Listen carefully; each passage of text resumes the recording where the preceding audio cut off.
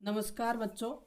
आज हम शेखावाटी मिशन 100 विषय राजनीति विज्ञान बोर्ड परीक्षा 2022 के लिए एक्सपर्ट टीम द्वारा तैयार एक बेहतरीन कंटेंट आप तक पहुंचाने का कर रहे हैं। टीम का ये प्रयास कई सालों से जारी है और इस कंटेंट को याद कर बच्चों ने पूरे में से पूरे मार्क्स प्राप्त किए हैं। जन आंदोलन वाला पाठ है हमारा अध्याय 5। चिपको आंदोलन की शुरुआत किस राज्य से हुई और कब हुई? उत्तराखंड से 1973 में। सब मोस्ट प्रश्न है ये। चिपको आंदोलन का प्रारंभ किस रूप में हुआ? जंगलों की व्यावसायिक कटाई के विरोध के रूप में। चिपको आंदोलन किस श्रेणी का आंदोलन है? पर्यावरणवादी आंदोलन। खेतीबाड़ी के औजार बनाने हेतु किस पेड़ की लकड़ी काम में ली गई? अंगू के पेड़ की। ये सारे मोस्ट इम्पोर्टेंट प्रश्न हैं।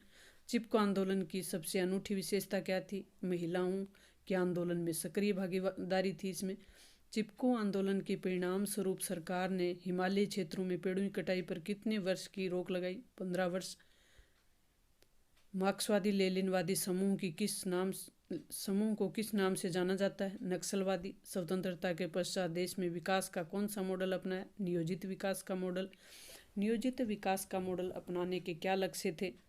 आर्थिक समृद्धि और आय का समतापूर्ण बंटवारा। सारे प्रश्न मोस्ट हैं। स्वयंसेवी संगठनों को किस नाम से जाना जाता है? स्वतंत्र राजनीतिक संगठन। जन आंदोलनों में अपने सरोकार व्यक्त करने के लिए किसका प्रयोग किया जाता है? पोस्टरों का। नामदेव ढक्साल किस भाषा के कवि थे? मराठी भाषा के। नामदेव ढक्साल किस राज्य के कवि हैं? ये भी मोस्ट हैं।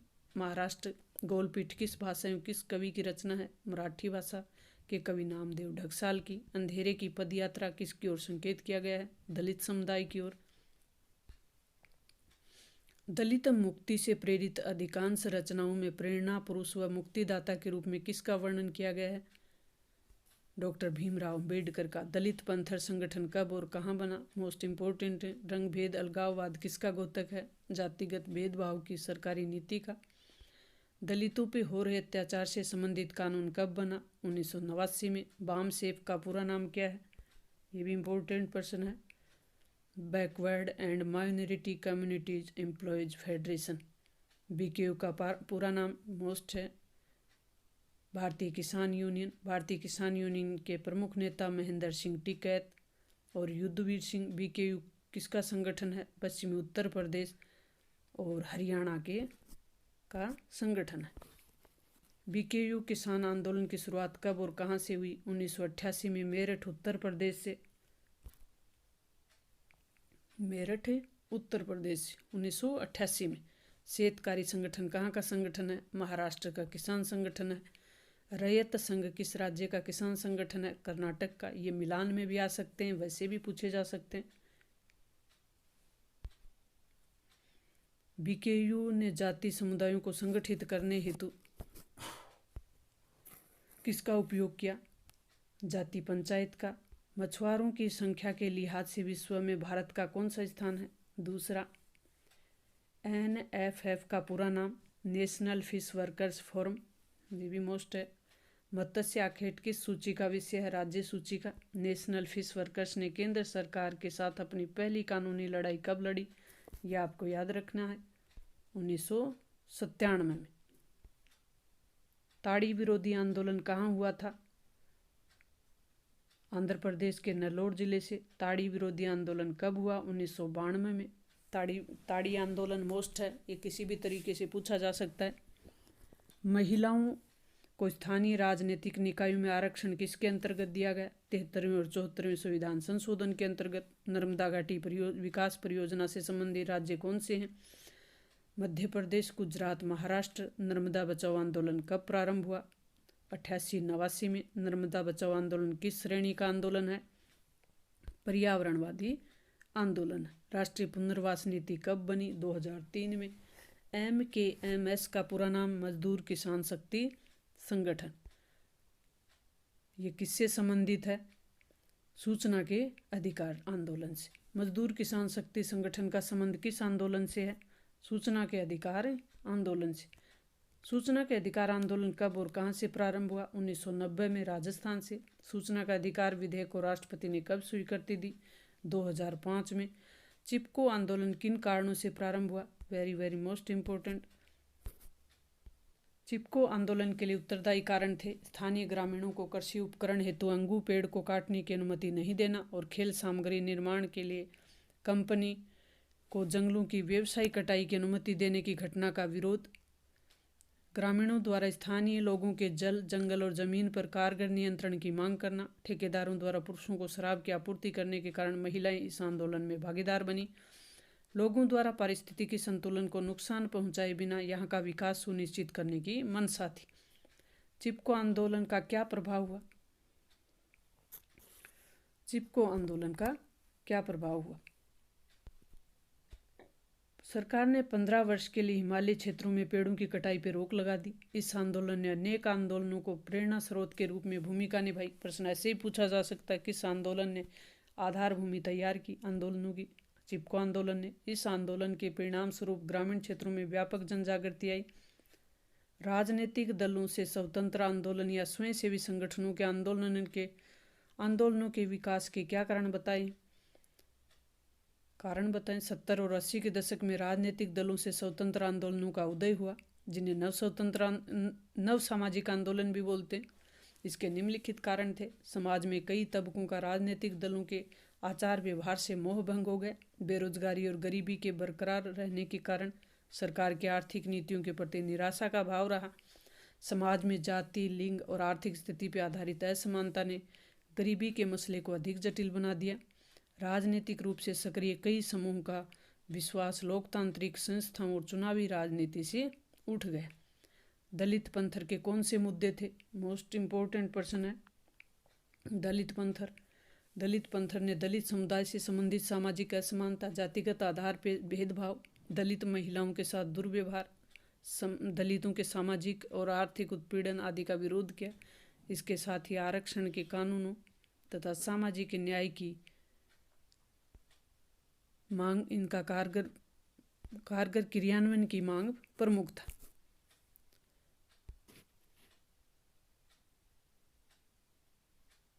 दलित पंथर क्या था? इसकी प्रमुख मांगें क्या थी? दलित हितों की दावेदारी को मजबूत करने और दलित हितों को मंच प्रदान करने के लिए महाराष्ट्र में 1972 में दलित युवाओं का एक संगठन दलित पंथर बना था। ये प्रश्न ऐसे ही पूछा जा सकता है, कब बना, कहाँ बना?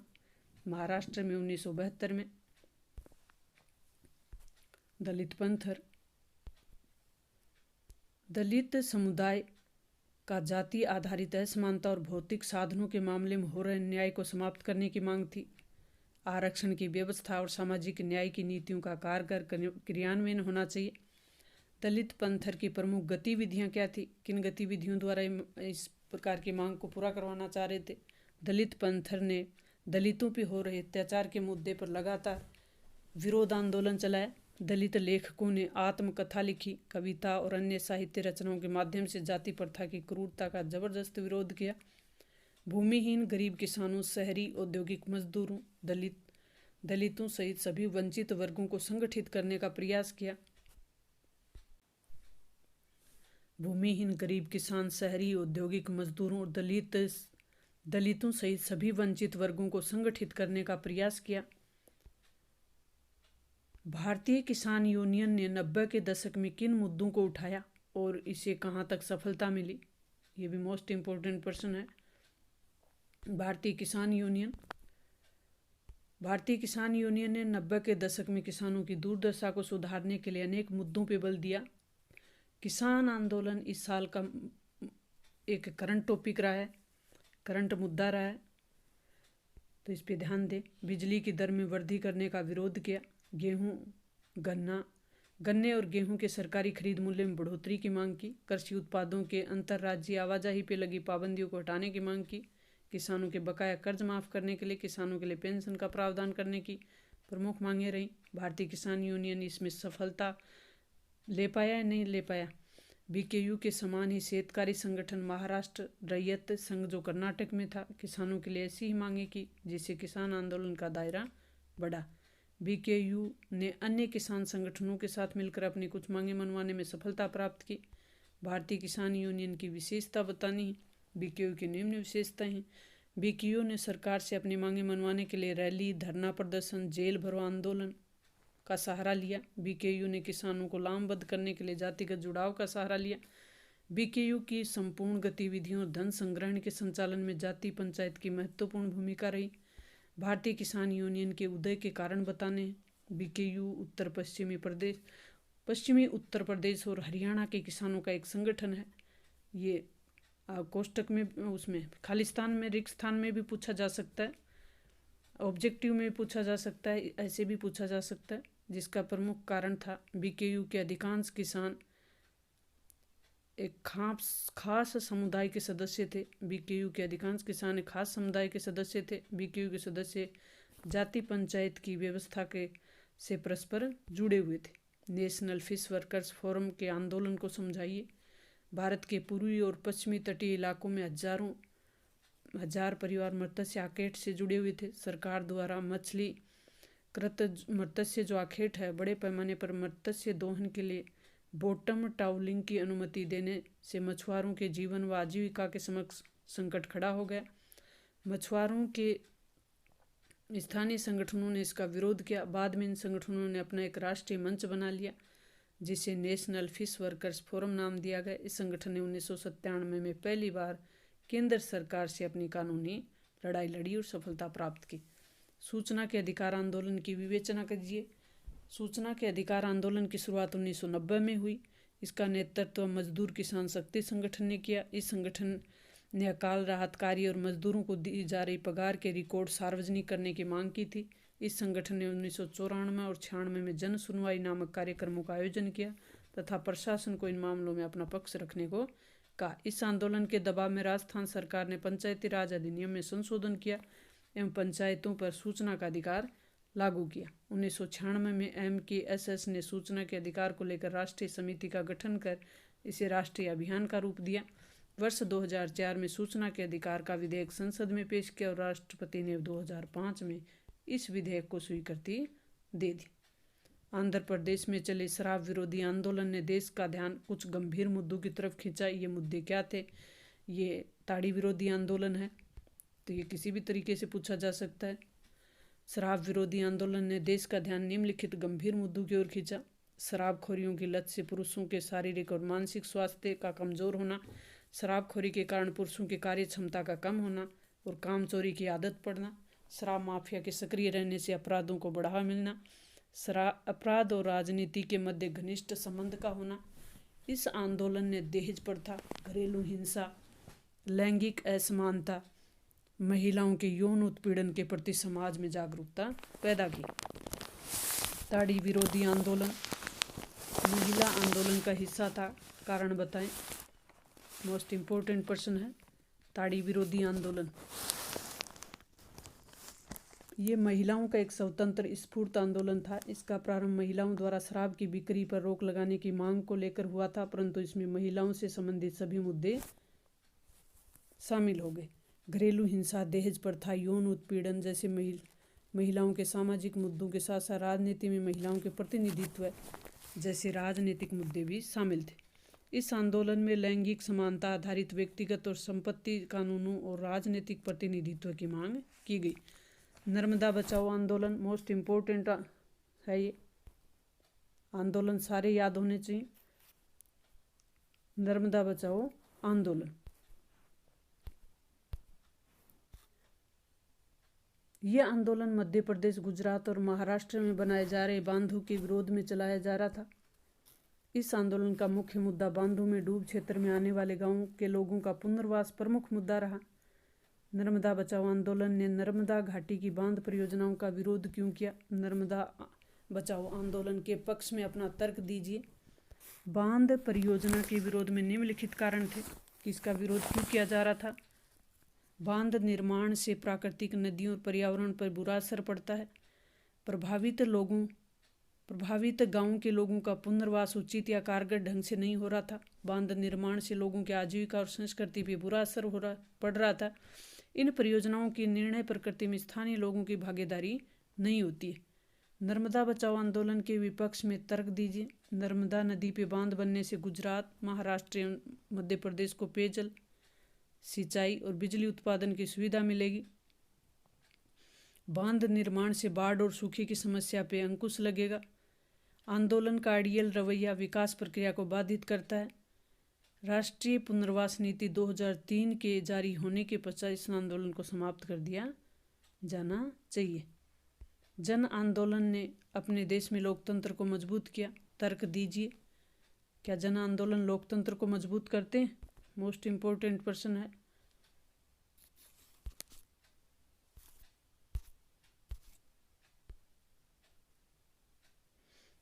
जन आंदोलन का उद्देश्य दलीय राजनीति की कमियों को दूर करना होता है। जन आंदोलन समाज की उन सामाजिक और आर्थिक समस्याओं को अभिव्यक्त करते हैं जिन्हें चुनावी राजनीति से हल नहीं किया जा सकता। जन आंदोलन समाज के गहरे तनाव और जनता के शोक को सार्थक दिशा प्रदान करते हैं। जन आंदोलन ने जनता की सक्रिय भागीदारी को बढ़ावा दिया है। जन आंदोलन जनता को अपने अधिकारों के प्रति जागरूक करते हैं। इसलिए हम कह सकते हैं कि जन आंदोलन लोकतंत्र को मजबूत करते हैं।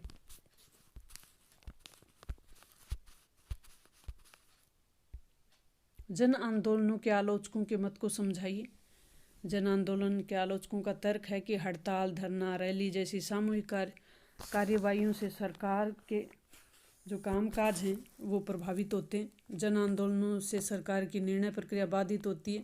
जन आंदोलनों की उग्रता कानून व्यवस्था को भंग करती है। जन आंदोलन रोजमर्रा की लोकतांत्रिक व्यवस्था सामान्य जन की गतिविधियों में बाधित होती है।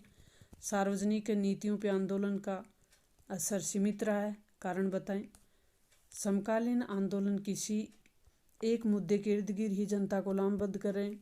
यह आंदोलन समाज के किसी एक वर्ग का प्रतिनिधित्व करते हैं। जन आंदोलन का नेतृत्व वंचित और अधिकारविहीन वर्गों के मुद्दों को उचित ढंग से नहीं उठा पाता है। जन आंदोलन और राजनीतिक दलों के आपसी संबंध कमजोर हो गए हैं। जन आंदोलन वंचित वर्गों के व्यापक गठबंधन को बनाने में असफल रहा है। जन आंदोलन राजनीति की प्रयोगशाला है। समझाएं किस प्रकार से राजनीति की प्रयोगशाला बन जाते हैं।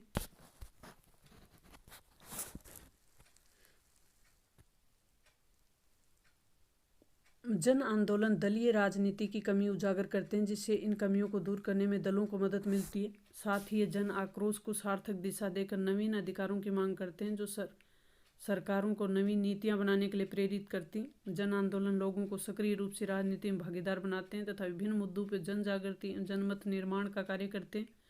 जन आंदोलन लोकतंत्र की प्रमुख सिद्धांतों जैसे समानता, न्याय, प्रतिनिधित्व आदि को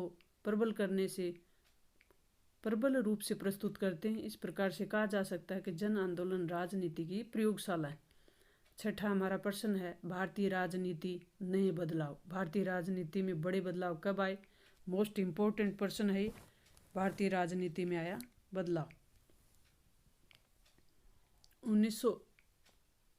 1980 के दशक के आखिरी वर्षों में। इंदिरा गांधी की हत्या कब हुई? 31 अक्टूबर 1984 को। 1984 के लोकसभा चुनाव में कांग्रेस को कितनी सीटें मिली? 415 सीटें। भारत में दलीय व्यवस्था कौन सा रूप प्रचलित है? बहुदलीय व्यवस्था। बहुदलीय व्यवस्था का सबसे बड़ा दोष क्या है? कमजोर और अस्थिर सरकार। मोस्ट इम्पोर्टेंट प्रश्न है। राजीव गांधी की हत्या किसने की? लिट्टे से जुड़े श्रीलंकाई तमिलों ने। राजीव गांधी की हत्या कब हुई? 21 मई 1991 को। भारत में गठबंधन की राजनीति युग कब प्रारंभ हुआ? 1989 में, 89 में। गठबंधन सरकार में सबसे बड़ी भूमिका किस पार्टी ने निभाई? क्षेत्रीय पार्टियों ने। जनता दल का गठन कब हुआ? 1977 में, जब केंद्र में पहली बार गैर कांग्रेसी सरकार बनी। राष्ट्रीय मोर्चा का गठन कब हुआ? 1989 में, 89 में। इन सबको याद करें, अति महत्वपूर्ण प्रश्न है, ये मिलान में भी आ सकते हैं।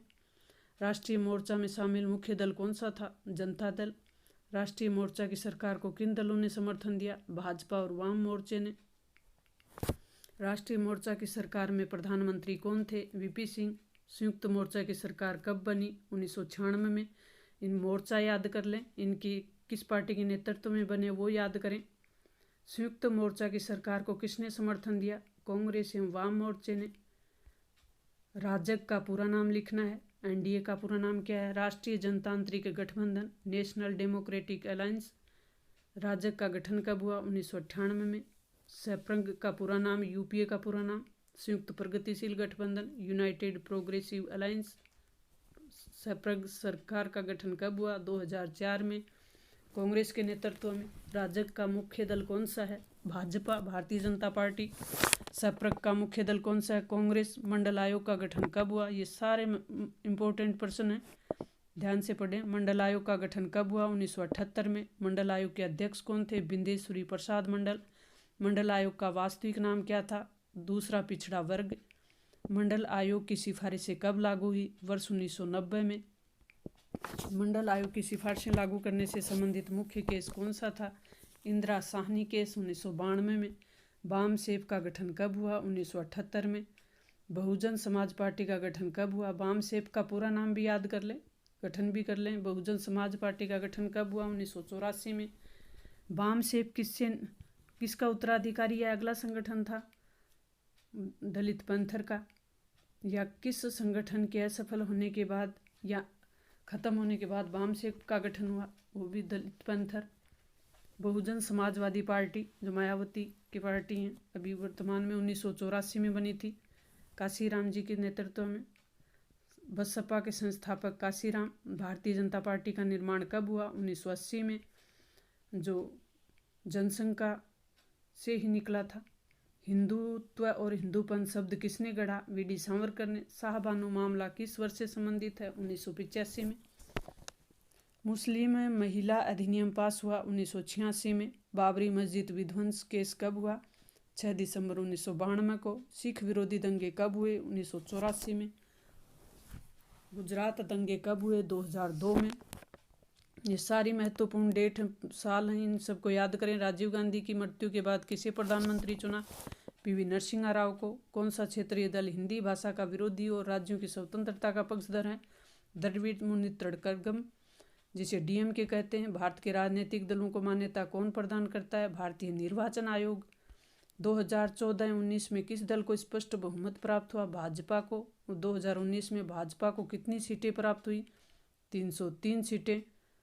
2019 में भाजपा को कितनी सीटें प्राप्त हुई? 303। जो वर्तमान में केंद्र में भाजपा की सरकार है उसको 303 सीटें मिली। 2019 में कांग्रेस को कितनी सीटें मिली? 52 सीटें। ये 52 सीटों के साथ सबसे बड़ा विपक्षी दल है। 1990 के दशक में भारतीय राजनीति में कौन से बड़े बदलाव आए? भारतीय राजनीति में गठबंधन की राजनीति का युग शुरू हो गया, दौर शुरू हुआ। मंडल मुद्दा रहा। अन्य पिछड़ा वर्ग का राजनीतिक उदय हुआ। नए आर्थिक सुधारों को लेकर सभी दलों में आम सहमति का निर्माण हुआ। भारतीय जनता पार्टी का उदय हुआ और हिंदुत्व की राजनीति का प्रारंभ हुआ। राजीव गांधी की हत्या और कांग्रेस के नेतृत्व में परिवर्तन। भारत में गठबंधन सरकारों के उदय के मुख्य कारण क्या थे? भारत में गठबंधन सरकारों के उदय के प्रमुख कारण रहे कि कांग्रेस के प्रभुत्व में कमी आ गई, समाप्ति हुई, यानी एक प्रकार से कांग्रेस का प्रभुत्व समाप्त हो गया। कांग्रेस के विरुद्ध विपक्षी दलों की गठबंधनवादी नीति रही। लोकसभा में किसी दल को स्पष्ट बहुमत नहीं मिला। क्षेत्रीय दलों की भूमिका बढ़ गई। गठबंधन की राजनीति के इस नए दौर में राजनीतिक दल विचारधारा के आधार मानकर गठजोड़ नहीं करते। इस कथन के पक्ष और विपक्ष में दोनों तर्क देने हैं आपको। गठबंधन की राजनीति। वर्तमान युग में राजनीतिक गठबंधन का आधार विचारधारा न होकर अन्य राजनीतिक हित हो गए हैं। किसी दल विशेष को चुनौती देना। 1977 में बने जनता दल का उद्देश्य कांग्रेस के प्रभुत्व को चुनौती देना था। किसी दल को सत्ता प्राप्त करने से रोकना। 1989 के राष्ट्रीय मोर्चा का उद्देश्य कांग्रेस को और 1996 के संयुक्त मोर्चा का उद्देश्य भाजपा को सत्ता में आने से रोकना था। किंतु वर्तमान में कुछ राजनीतिक दल अन्य दल के साथ गठबंधन बनाते वक्त विचारधारा को भी महत्व देते हैं। वाम मोर्चा ने दक्षिणपंथी भाजपा के साथ अभी तक कोई गठजोड़ नहीं बनाया है, यानी कोई गठबंधन नहीं किया है। कांग्रेस और भाजपा अधिकांशतः मुद्दों पर परस्पर विरोधी रूप में ही रहे हैं। गठबंधन सरकारों के मुख्य दोष बताने हैं।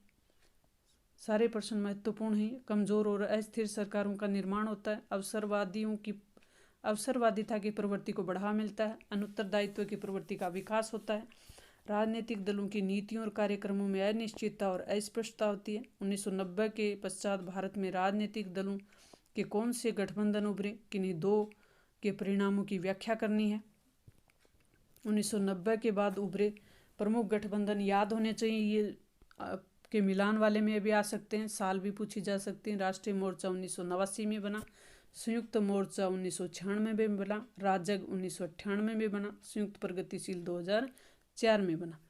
इसका राजग, इसका गठन 1998 में भाजपा और कुछ क्षेत्रीय दलों ने किया।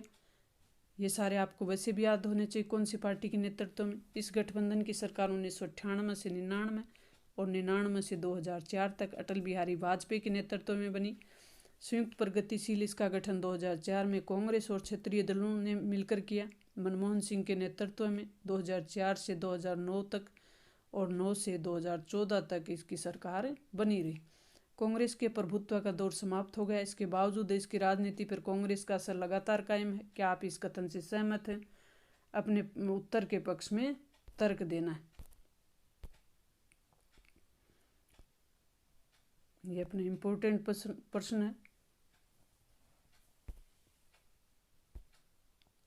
कांग्रेस के प्रभुत्व का दौर समाप्त हो गया, लेकिन फिर भी इसका राजनीति कांग्रेस का इसके बावजूद भी देश की राजनीति पे कांग्रेस का असर कायम है, लगातार कायम है। कांग्रेस वर्तमान में भी दूसरी सबसे बड़ी राष्ट्रीय पार्टी है। कांग्रेस द्वारा निर्मित संयुक्त प्रगतिशील 2004 से 14 तक सत्ता में रहा। वर्तमान में कांग्रेस संपूर्ण विपक्ष का नेतृत्व करने वाली सबसे बड़ी पार्टी है। राष्ट्रपति, उपराष्ट्रपति और राज्यसभा चुनाव में भी कांग्रेस महत्वपूर्ण भूमिका निभाती है। मंडल मुद्दा क्या था, समझाइए। महत्वपूर्ण प्रश्न है। 1990 में राष्ट्रीय मोर्चा की सरकार द्वारा मंडल आयोग की सिफारिशों को लागू कर अन्य पिछड़ा वर्ग को सरकारी नौकरियों में आरक्षण दिया गया। इसके परिणाम स्वरूप इस आरक्षण के समर्थकों और विरोधियों के मध्य चले संघर्ष को मंडल मुद्दा कहा जाता है। मंडल आयोग को सविस्तार से समझाएं। 1978 में जनता पार्टी की सरकार ने पिछड़ा वर्ग की स्थिति सुधारने के लिए दूसरा पिछड़ा वर्ग आयोग का गठन किया, जिसे मंडल आयोग के नाम से जानते हैं, जिसके अध्यक्ष बीपी मंडल थे। इसी के नाम से इन्हें मंडल आयोग के नाम से जाना गया। इस आयोग ने 1980 में अपनी रिपोर्ट प्रस्तुत की, जो प्रमुख रिपोर्ट सिफारिशें थी। इसकी सिफारिश पूछी जा सकती हैं। मंडल आयोग के बारे में पूछा जा सकता है। पिछड़ा वर्ग को पिछड़ी जाति के रूप में स्वीकार करना, इन पिछड़ी जातियों को शिक्षा संस्था और सरकारी नौकरियों में 27% आरक्षण देना। 1990 में राष्ट्रीय मोर्चा की सरकार ने इस सिफारिशों को लागू किया और इस फैसले को न्यायालय में चुनौती दी गई। सर्वोच्च न्यायालय ने इंदिरा साहनी केस 1992 में इसे सही ठहराया। मंडल आयोग की सिफारिशें लागू करने का समय और राजनीति पर इसका क्या प्रभाव पड़ा? इसके निम्न प्रभाव पड़े। इससे पिछड़ा वर्ग अपनी पहचान को लेकर सजग हुआ। इससे पिछड़ा वर्ग संगठित भी हुआ। अनेक राजनीतिक दलों ने पिछड़े वर्ग के आरक्षण पर अपनी सहमति दी। पिछड़े वर्ग को पर्याप्त राजनीतिक प्रतिनिधित्व मिला और बसपा का उदय हुआ। भाजपा के उदय को समझाइए। भाजपा का गठन 1980 में किया गया। इसे 1980 और 84 के चुनाव में कोई खास सफलता नहीं मिली। 1986 के बाद भाजपा ने हिंदू राष्ट्रवाद की विचारधारा पर जोर दिया। 1986 की महत्वपूर्ण घटनाएं। 1985 के शाहबानो केस में सर्वोच्च न्यायालय के निर्णय को राजीव गांधी सरकार द्वारा पलटकर मुस्लिम महिला अधिनियम पास किया। फैजाबाद जिला न्यायालय द्वारा बाबरी मस्जिद के अहाते वाला ताला हिंदुओं के पूजा पाठ हेतु खोलने का निर्णय देना। उपयुक्त दोनों घटनाओं ने भाजपा को प्रधान हिंदुत्ववादी पार्टी बना दिया। 1991 के चुनाव में भाजपा हिंदुत्व के विचार के साथ आगे बढ़ी और उसे अपेक्षाकृत रूप से अधिक सफलता मिली। 1996 में भाजपा सबसे बड़ी पार्टी के रूप में उभरी, लेकिन सरकार नहीं बन पाई।